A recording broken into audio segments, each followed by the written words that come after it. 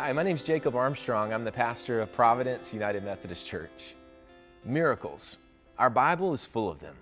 You're probably familiar with some of them. Right from the beginning to the very end of what we say is our story are miracles. The people are released from slavery miraculously. Miraculously, they cross the Red Sea. Water from a rock in the desert, bread from heaven, spit out from the belly of a whale, made it through the night in the lion's den, thrown into a fiery furnace but not consumed. Our story, God's story, is full of miracles. We are the people of the God of miracles. A miracle is simply by definition a surprising and welcome event that is not explainable by natural or scientific laws and is therefore considered to be the work of God. Jesus worked miracles. John calls them signs. Early on, the book of John was actually called the book of signs or the book of miracles. And there are 7 of them that John structures his whole book around.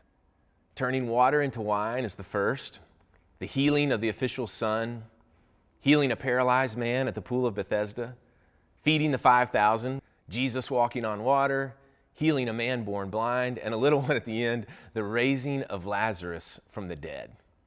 John tells the Jesus story using these 7 miracles, or again, signs, he calls them.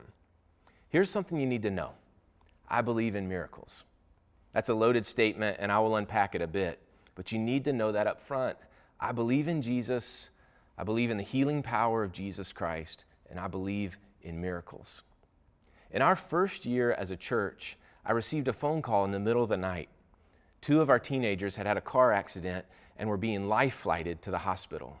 I arrived in the middle of the night and sat in the downstairs lobby of the hospital while the boys were in surgery. Both of them were in serious condition, Michael and Doug, but we learned that night that Doug's neck was broken and he was paralyzed. I was there that week when they told us he would never walk again.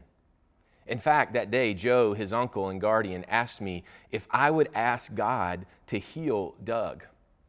He was laying in the trauma unit, paralyzed, sweat on his brow, and I went to a sink and put water on my hand and did something I really didn't even have the faith to do, but his uncle asked me to. And I said, Doug, I anoint you in the name of Jesus and pray that you would be healed. They eventually would move Doug to a place which specialized in spinal injuries and paralyzed people. I visited Doug there as well, and I saw him working, trying to move. And then, one day at our church that met in an elementary school at the time, they didn't tell me this was happening. They thought it would be cool.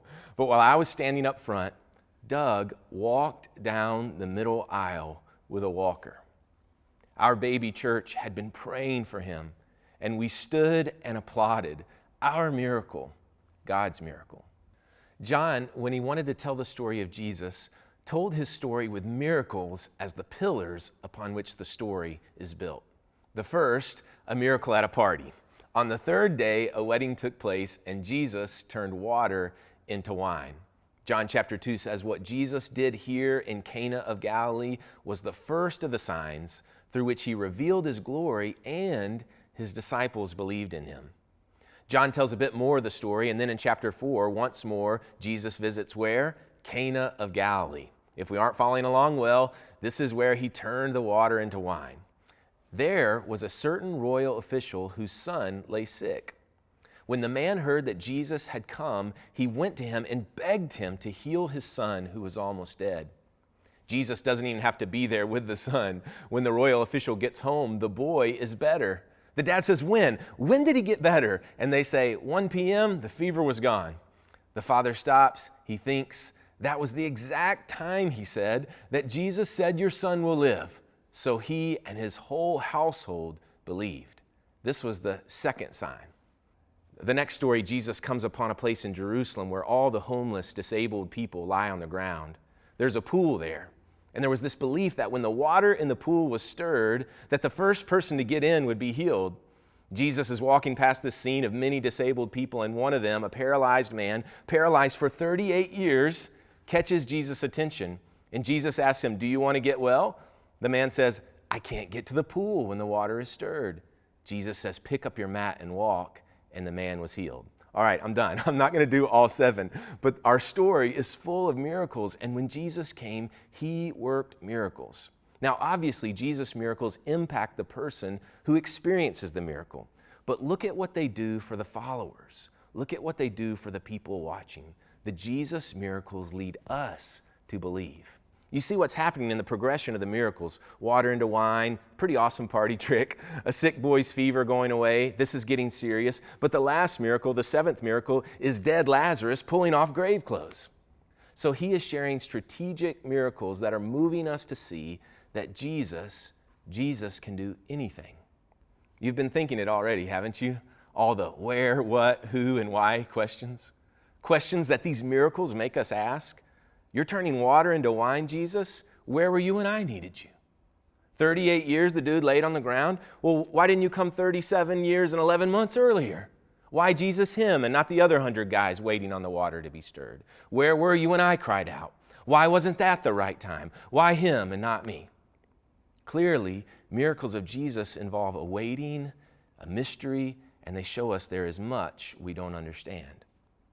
I told you about the hospital waiting room praying with those parents, and we ended up getting a whopper of a miracle, but not that night. And do you know how many more times I've been there in that lobby, and what we prayed for didn't happen the way we wanted or the timing that we hoped for? Do I believe in miracles? Do I believe in the healing power of Jesus? Yeah. I will pray it over you, claim it for your life. We can ask for it. But we will not think that we have the comprehension to understand every way the eternal God works. As a pastor, really, it's not my job to explain God to people. It's to point people to God. Jesus' ultimate work is not about a physical miracle. Jesus, even after the miracles, would point people to where he was going, and that's where we are going.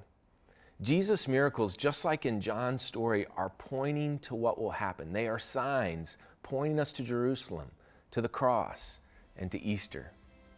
Jesus, with all those miraculous things, was pointing to a miracle for everyone.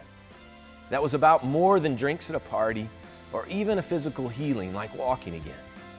It was about the miracle for everyone, everywhere, all the time. Keep walking towards Jerusalem with the God of miracles.